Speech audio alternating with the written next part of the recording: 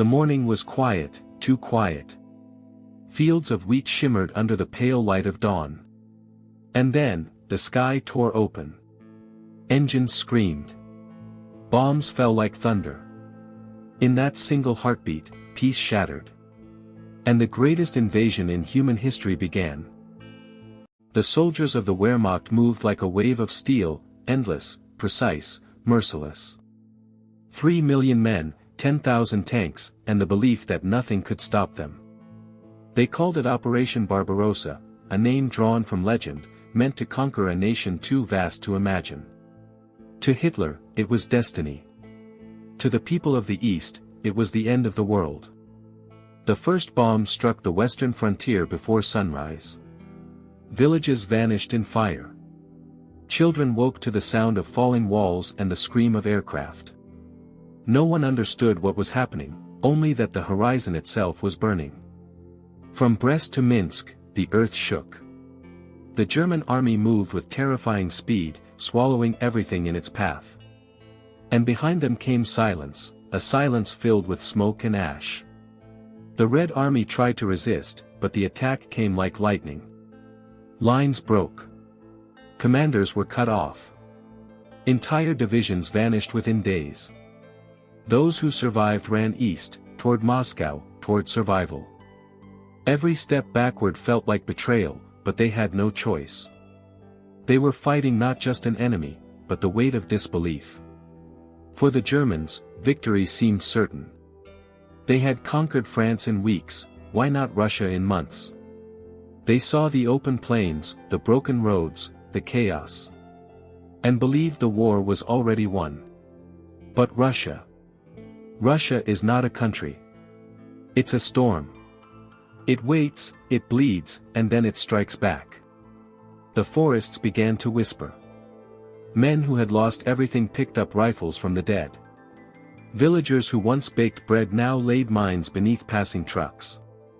The land itself turned into a weapon, endless, merciless, patient. As summer bled into autumn, the Germans kept pushing. Through rivers, through towns, through resistance that refused to die. They reached Smolensk, then the gates of Moscow. The air turned cold, the sky grew heavy. And the roads that once carried tanks began to drown in mud. Engines froze. Horses starved. Bullets jammed in frozen rifles. What was supposed to be a swift campaign became a graveyard of machines. The same men who had marched with pride now dug holes in the snow. Searching for warmth, for food, for hope. And still, they marched forward. Inside Moscow, fear spread like frost. The people waited for the city to fall. But something ancient stirred beneath the despair. Factories worked day and night. Women melted their jewelry to make bullets. Old men stood watch with rifles from the last war. And in every home, a single thought repeated like a prayer. They will not pass. Then winter came. Not the winter of books or postcards. But the kind that kills breath and turns tears to glass. The temperature fell below 40 degrees. Fuel froze in tanks. Bread turned to stone. And still, the German army waited for an order that never came. An order to retreat. But the Red Army did not wait.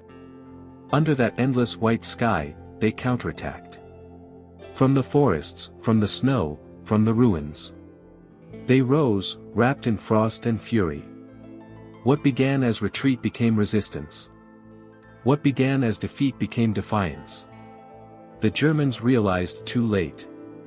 They hadn't invaded a country. They had awakened a continent. Every soldier who marched east now faced an enemy not just of flesh, but of faith. A nation that could not be conquered because it refused to die. Snow buried tanks. Smoke hid the dead. The once mighty army of steel was now a line of shadows, crawling through ice. And in that frozen silence, the myth of invincibility cracked.